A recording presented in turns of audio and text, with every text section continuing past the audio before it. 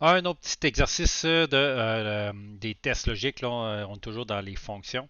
Donc, c'est toujours de comprendre comment que ça se fait. Donc là, on est vraiment en fonction c'est tous des tests là, qu'on doit faire.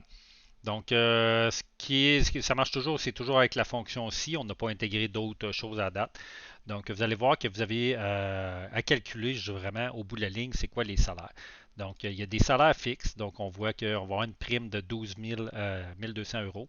Donc, souvenez-vous, hein, je vous disais juste qu'il faut intégrer tranquillement toutes les notions qu'on a eues tranquillement. Donc, je vous invite que vos colonnes soient toujours parfaites, hein, qu'on va mettre notre format de cellule. Donc, est-ce que c'est des euros? On ne rentre jamais le signe euro par nous-mêmes. Donc, c'est toujours des choses qui doivent se faire de façon automatique. On va voir que dans ce cas-là, il y a une indemnité de 315 euros si le travailleur travaille dans la zone 1 et 250 s'il travaille dans la zone 2. Donc, en fait, là, si je m'en viens ici, c'est en fonction de cette colonne-là. Ça ici, ça va être différent. Et par la suite, on va continuer, puis on dit une commission basée sur son chiffre d'affaires. Donc là, on voit le CA qui est le chiffre d'affaires.